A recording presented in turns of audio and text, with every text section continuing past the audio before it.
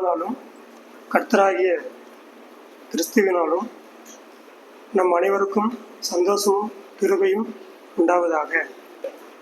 அற்புதமான இந்த புனிதவெளி நாளிலே ஆண்டவராகிய இயேசு கிறிஸ்துவானவர் அவர் சிலுவிலே மொழிந்த 7 வார்த்தைகளை நாம் தியானிக்க இருக்க விரும்புகிறோம்.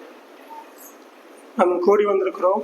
அதே போல முதல் 2 வார்த்தைகளை சகோதரர்கள் அருமையாக தியானித்திருந்தார்கள். எப்பொழுதும் இந்த நாளிலும் கூட எனக்கு கொடுக்கப்பட்டிருக்கிற 3ஆம் வார்த்தை, ஸ்திரியே அதோ உன் மகன், சீசனை பார்த்து அதோ உன் தாய் என்றார் என்று நாம் யோவான் எழுதின சுவிசேஷம் 19ஆம் அதிகாரத்திலே 25 27 முடிய நாம் வாசிக்க கேட்போம்.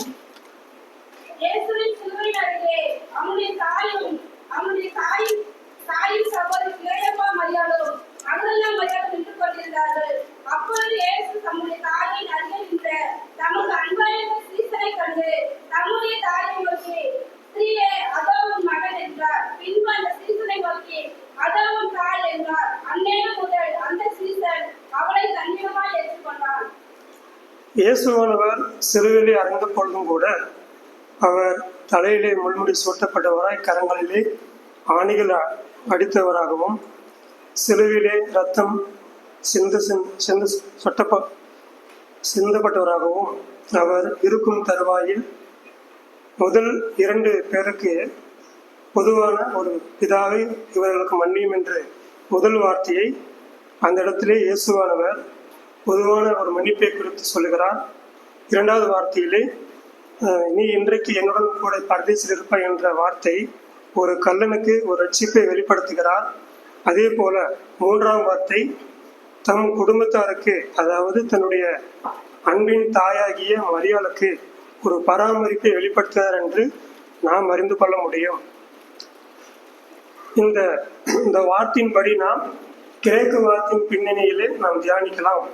முதலாவது, ஸ்திரியே அதோ உன் மகன் என்கிற வார்த்தை ஸ்திரியை என்பதற்குரிய கிரேக்க வார்த்தையின் பின்னணியில் குணா என்பதாக அர்த்தமாக காணப்படுகிறது. இதனுடைய அடிச்சொல் குணை என்று அர்த்தமாக காணப்படுகிறது. இந்த குணை என்றால் பெண்ணுக்குரிய வார்த்தையாக இருக்கிறது. இந்த பெண் என்பது இந்த வார்த்தை மிகவும் மரியாதைக்குரிய வார்த்தையாக அல்லாமல் மிகவும் கனத்துக்குரிய வார்த்தையாக காணப்படுகிறது.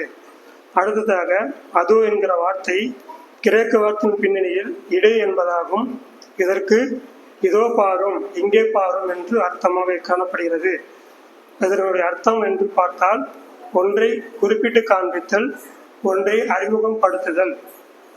அதே போல உன் மகன் என்ற வார்த்தையின் கிறிஸ்துவின் செய்தி என்னவாக இருக்குமானால், மனுகுலத்தின் பாவங்களை மீட்க இரட்சகராகிய நான் 33 வருஷம் பிறந்து வாழ்ந்து ஊழியம் செய்து பூமியில் வாழும் அனைத்து மனுக்குலத்திற்காக என்னுடைய இரத்தத்தை சிந்தி அவர்களுக்கு இப்போது பாவ மன்னிப்பு கிடைத்துள்ளது.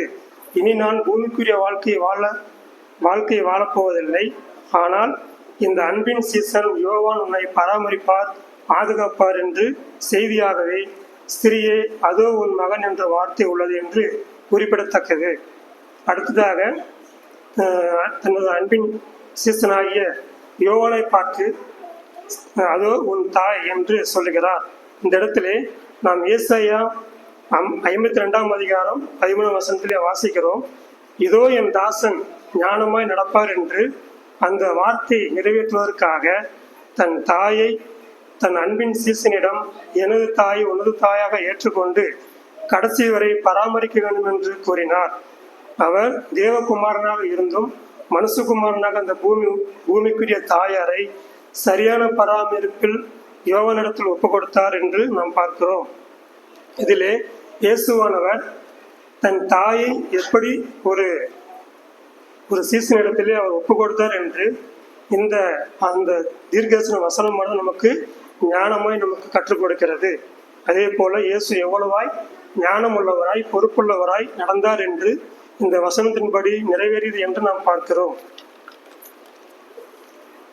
அதே போல ஏன் மரியாதை பராமரிக்க யோவான் தேர்ந்தெடுக்கப்பட்டார் என்று நாம் படிக்கும் பொழுது லூக்கா 1ஆம் அதிகாரம் 13ஆம் வசனத்திலிருந்து 15ஆம் வசனம் முடியும் நாம் வாசிக்க கேட்போம். பூத நாடுகள் சகரியாவே, பயப்படாதே, உன் வேண்டுதல் கேட்கப்பட்டது. உன் மனைவியாய் எலிசபெத்தும் உனக்கு ஒரு குமாரனை பெறுவாள். அவனுக்கு யோவான் என்று பெயரிடுவாயாக. உனக்கு சந்தோஷம் மகிழ்ச்சி உண்டாகும். அவன் பிறப்பு நிமித்தம் அநேகர் சந்தோஷப்படுவார்கள். அவன் கற்புக்கு உண்டாக பெரியவனாய் இருப்பான். திராட்சரசம் மதுவும் குடியான். தன் தாயின் வயிற்றில் இருக்கும் போதே பரிசுத்த ஆவியினால் நிரப்பப்பட்டிருப்பான். 11ஆம் வசனத்தில் வாசிப்போம். சகரியாவை, பயப்படாதே, உன் வேண்டுதல் கேட்கப்பட்டது. உன் மனைவியாக எலிசபெத் உனக்கு ஒரு குமாரனை பெறுவாள். அவனுக்கு யோவான் என்று பெயரிடுவாயாக. இந்த யோவான் சகரியா எலிசபெத்தினுடைய அது சாதாரணமாக பிறக்கவில்லை. அதாவது தேவத்துவன் மூலமாய் கர்த்தரால் அனுப்பப்பட்டவன். அந்த தூதனுடைய வார்த்தையின்படி அவன் தன் தாயின் வயிற்றில் இருக்கும் பொழுது குழந்தையாக பரிசுத்த ஆவியால் நிரப்பப்பட்டவனை காணப்படுகிறான். அதனால்தான் இந்த யோவான் தேர்ந்தெடுக்கப்படுவதற்கான ஒரு காரணமாகக்கூடவும் அதே போல தேவனுடைய சித்தமாக கூட இருக்கலாம் என்று நாம் அறிந்து கொள்ள முடியும். அதே போல இந்த யோவான் தனது ஆண்டவராக இயேசு கிறிஸ்துவுக்கு ஒரு பிறப்பு எப்படி அவரும் பரிசுத்த ஆவியால் நிரப்பப்பட்டிருந்தாரோ அதே போல அவருக்கு இணையாக இவரும் பரிசுத்த ஆவியானவர் மூலமாய் நிரப்பப்படுவராய் காணப்படுகிறது.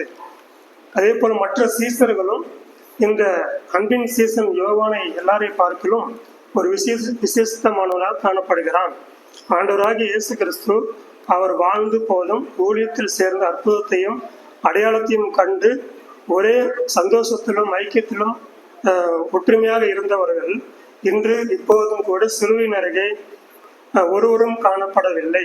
அங்கே நிற்கிறவர்கள் தனக்கு அன்பாய் இருந்த ஸ்திரீகளும் தன் தாயார் மரியாளும் கூட யோவானும் கடைசி வரை விசுவாசத்தில் உண்மையவர்களாக உறுதியாக நின்றார்கள். இந்த இடத்திலே நாம் மத்தேயு 12ஆம் அதிகாரம் 46 50 முடிய அவருடைய தாயாரும் சகோதரரும் அவரிடத்தில் பேச வேண்டும் என்று வெளியே நின்றார்கள். அப்பொழுது ஒருவன் அவரை நோக்கி, உம்முடைய தாயாரும் உம்முடைய சகோதரரும் உம்மோடு பேச வேண்டும் என்று வெளியே நிற்கிறார்கள் என்றார். தன்னிடத்தில் இப்படி சொன்னவருக்கு அவர் பிரதியுத்தரமாக, என் தாயார் யார், என் சகோதரர் யார் என்று சொல்லி தம்முடைய கையை தமது சீசர்களுக்கு நேரே நீக்கி, இதோ என் தாயோ என் சகோதரரும் இவர்களே, பரலோகத்தில் இருக்க என் பிதாவின் சித்தத்தின்படி செய்கிறவன் எவனோ அவனே எனக்கு சகோதரனும் எனக்கு சகோதரியின் தாயுமாய் இருக்கிறான் என்றார். இந்த ஸ்திரீகளும் தன்னுடைய தாயார் மரியாளும் அதே போல தனக்கு அன்பின் சீசனுமாகிய யோவானும் கடைசி வரையில் விசுவாசத்திலே உண்மையுள்ளவராக இருப்பதற்கான காரணம் என்னவென்றால், பரலோகத்தில் இருக்கிற என் பிதாவின் சித்தத்தின்படி செய்கிறவன் எவனோ அவனே எனக்கு சகோதரனும் சகோதரியுமாய் இருக்கிறான் என்று காட்டுகிறார். இந்த இடத்திலே பிதாவாகிய தேவனை தன்னுடைய பிதாவா இருக்கிறார் என்று சொல்லுகிறார். அதே போல பிதாவின் சித்தத்தை யாரால் நிறைவேற்றார்களோ அவர்கள் எனக்கு சகோதரனும் தாயும் சகோதரியுமாய் இருக்கார் என்று இந்த இடத்திலே அவர் காண்பிக்கிறார். இப்படியாக இந்த யோவான் எப்படிப்பட்டவர் என்று எப்படியாக அவர் தேர்ந்தெடுக்கப்பட்டார், மரியாதை பராமரிப்பதற்காக தேர்ந்தெடுக்கப்பட்டார் என்று நாம் இதிலிருந்து சற்று நாம் அறிந்து கொள்ள முடியும். அதே போல 2வது காரியமாக உன் தகப்பனையும் தாயும் ஆண்டவராக இயேசு கிறிஸ்துவார் எப்படி கனம் பண்ண வேண்டும் என்று இந்த வார்த்தையை அவர் நிறைவேற்றுகிறார் என்றால், நாம் யாத்திராகமும் 20ஆம் அதிகாரத்தில் 12ஆம் வசனத்திலே வாசிப்போம்.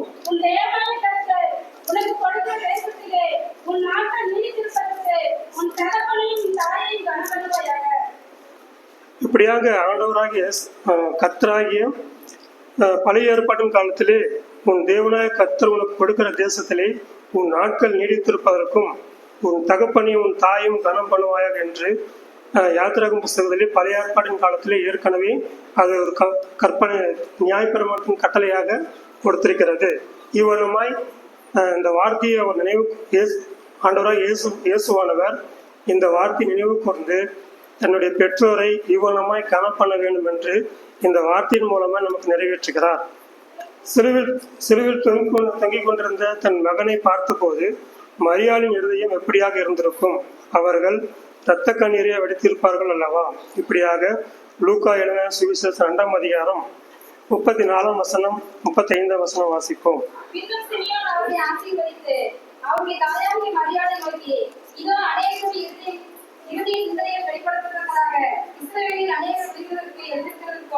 விரோதமாய் பேசப்படும் அடையாளமாக இருக்கும். இவன் நியமித்து வாழ்க்கை உருவி போகும் என்றான்.